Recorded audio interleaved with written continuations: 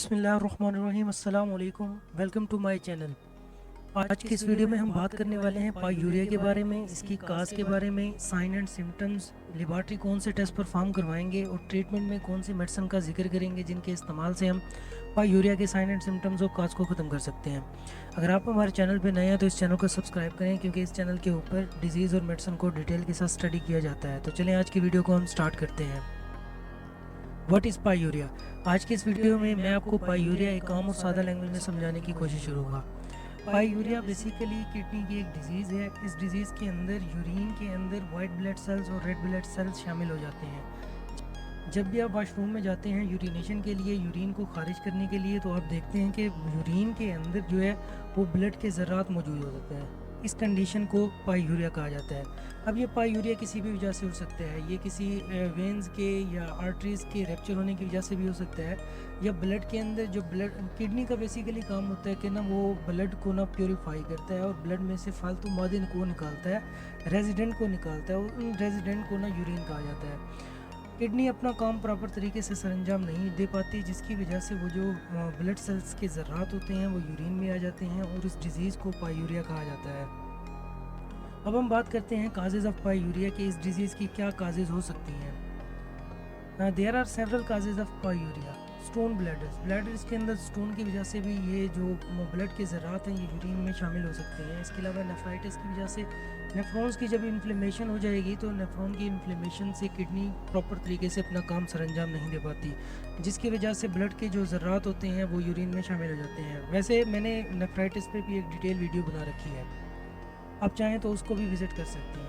इसके अलावा renal stone के ज़रिए भी ब्लड जो है वाइट ब्लड सेल और रेड ब्लड सेल जो होते हैं वो यूरिन में शामिल हो सकते हैं। सिस्टाइटिस एक ऐसी डिज़ीज़ है जिसके ज़रिए ये भी एक मेजर काज हो सकता है पायूरिया का। ये किडनी की एक डिज़ीज़ है और मैंने सिस्टाइटिस पे भी एक डिटेल वीडियो बना रखी है। इसके अलावा इन्फेक्शन, बैक्टीरियल इन्फेक्शन की वजह से भी ये डिज़ीज़ हो सकती है, यूरिनरी ट्रैक इन्फेक्शन की वजह से हो सकती है, और बैक्टीरिया की वजह से, सेप्सिस की वजह से भी ये डिज़ीज़ हो सकती है। प्रोस्टाटाइटिस बेसिकली प्रोस्टेट ग्लैंड की इन्फ्लेमेशन को कहते हैं, और इस पर भी मैंने अपने चैनल पे एक डिटेल वीडियो बना रखी है, आप चाहें तो उसको भी देख सकते हैं। प्रोस्टाटाइटिस भी एक मेजर कॉज हो सकता है पायूरिया का। यूरिनरी ट्रैक इन्फेक्शन और ट्यूमर्स की वजह से भी ये डिज़ीज़ हो सकती है। अब हम बात करते हैं sign and symptoms of pyuria कि इस डिज़ीज़ के बॉडी के ऊपर कौन से साइन एंड सिम्टम्स ज़ाहिर होते हैं।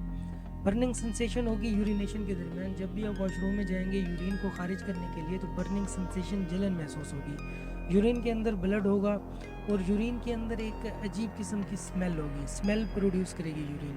पेल्विक पेन हो सकता है, फीवर हो सकता है, एब्डोमिनल पेन हो सकता है। इसके अलावा नेक्स्ट हमारे पास एबनॉर्मल डिस्चार्ज, यानी कि डिस्चार्ज हो जाएंगे आप एबनॉर्मली तरीके से। शॉर्टनेस ऑफ ब्रीथ हो सकती है, नोजिया हो सकता है और वोमिटिंग हो सकती है। ये कुछ थे sign and symptoms of pyuria कि इस डिजीज़ होने के बाद बॉडी के ऊपर ये साइन एंड सिम्टम्स जाहिर होंगे। अगर आप एग्जामिनेशन के ज़रिए भी पायूरिया को डायग्नोज कर सकते हैं अगर उनमें ये साइन एंड सिम्टम्स पाए जाएँ तो।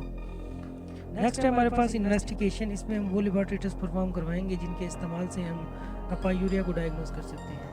यूरिन टेस्ट का परफॉर्म करवाया जाता है। यूरिन टेस्ट के ज़रिए हम पस देखेंगे और यूरिन में हम ये देखेंगे कि इन्फेक्शन कितना है, तो यूरिन टेस्ट परफॉर्म करवाया जाएगा। एक्सरे टेस्ट परफॉर्म करवाया जाएगा किडनी स्टोन या ब्लड स्टोन्स को देखने के लिए। यूरिन कल्चर टेस्ट परफॉर्म करवाया जाएगा। यूरिन कल्चर टेस्ट परफॉर्म करवाने से हमें ये फ़ायदा होगा कि हमें पता चल जाएगा कि यूरिन के अंदर वाइट ब्लड सेल्स की तादाद ज़्यादा है या रेड ब्लड सेल्स की। Complete blood count CBC test perform करवाया जाएगा। CBC टेस्ट से हमें इन्फेक्शन का पता चलेगा।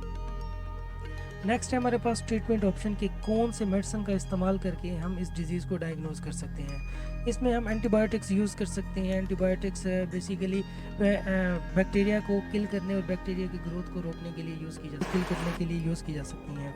ये मेडिसिन दिन में 2 बार इस्तेमाल की जा सकती हैं और ये तब तक इस्तेमाल करनी है जब तक कि पायूरिया के साइन एंड सिम्टम्स कम ना हो जाएँ।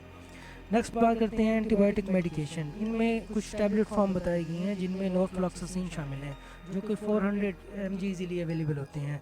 इनके कुछ ब्रांड नेम हैं जिनमें यूरिजिन, यूरिटेक, यूरिसेल और नॉरफॉक्स शामिल है।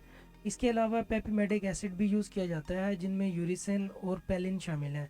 ये 400 mg ईजिली फार्मेसी पे अवेलेबल होती हैं और दिन में 2 बार यूज़ की जा सकती हैं पेन को और बैक्टीरिया को किल करने के लिए, बैक्टीरिया की ग्रोथ को रोकने के लिए।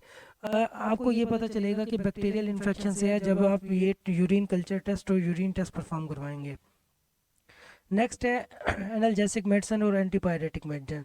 एनाल्जेसिक मेडिसिन पेन को रिलीफ के लिए और एंटीपायरेटिक फीवर को कम करने के लिए यूज़ की जा सकती हैं। पेन को कम करने के लिए ज़्यादातर जो यूज़ होती हैं वो बस्कोपान प्लस दिन में 2 बार, और इसके अलावा हायोसिन वगैरह यूज़ की जा सकती हैं। इसके अलावा एंटीपायरेटिक के तौर पर पैरासीटामोल, कालपोल वगैरह नवेल्जन यूज़ कर सकते हैं।